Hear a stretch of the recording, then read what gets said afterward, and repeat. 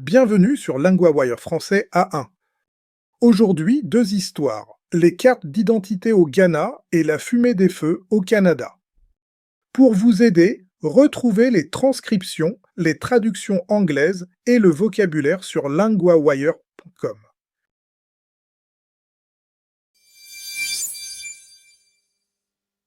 Au Ghana, les règles changent pour la carte d'identité. Les photocopies ne sont plus permises, c'est bien ça? Oui, maintenant, il faut vérifier la carte par voie électronique. Donc, on ne montre plus seulement une copie papier.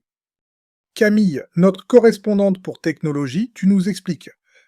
Oui, les entreprises doivent utiliser une application spéciale. Elles scannent la carte et vérifient les données. Avant, beaucoup regardaient la carte seulement avec les yeux. Parfois, elles gardaient aussi une photocopie. Et cela pouvait aider des fraudeurs. Oui, la copie papier était plus facile à tromper. Les nouvelles règles veulent donc mieux protéger l'identité. Qui doit suivre ces règles? Les entreprises et d'autres institutions au Ghana, elles doivent vérifier la carte avec le téléphone ou l'application. Je vois aussi des amendes. C'est pour les personnes et aussi pour les organisations. Oui, le service dit que les organisations risquent de grosses amendes. Les personnes aussi peuvent payer une amende. Donc, le message est simple. Plus de copies, plus de contrôle numérique. Exactement. La carte devient plus difficile à falsifier.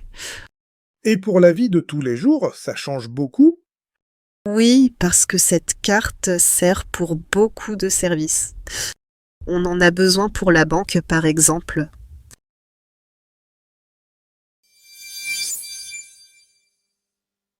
Au Canada, les feux sont très nombreux. Et la fumée arrive aussi chez les voisins. Oui, plus de 800 feux brûlent encore. Cela touche plusieurs grandes villes, n'est-ce pas? Oui, il y a des alertes dans plusieurs villes des États-Unis. La fumée couvre aussi Toronto et New York. On imagine un ciel très gris. C'est ça. Dans plusieurs endroits, l'air est dangereux. Les autorités demandent aux gens de rester à l'intérieur. Donc, des sorties normales deviennent difficiles. Oui, beaucoup d'activités dehors sont annulées. Des camps d'été pour enfants ont aussi changé leurs plans. Et les plages? Certaines ont fermé. Un concert a aussi été reporté à Chicago. C'est une vraie gêne pour la vie quotidienne. Théo, notre correspondant pour environnement, qu'est-ce qui frappe le plus? Le plus frappant, c'est la taille du nuage. La fumée voyage loin et touche beaucoup de monde. Donc, un feu dans une région crée un problème très large. Oui, et les gens doivent faire attention à l'air.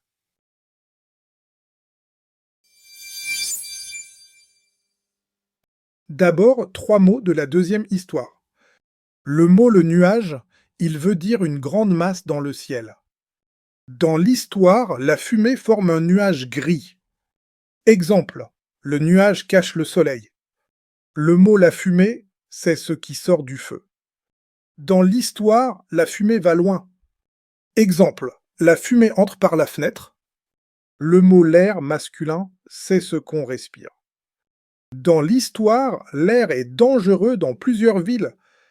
Exemple, ici, l'air est plus frais. Maintenant, un point de grammaire, il faut plus infinitif. On utilise cette forme pour dire qu'une chose est nécessaire. Exemple, il faut vérifier la carte. Exemple, il faut rester à l'intérieur. Répétez, il faut vérifier.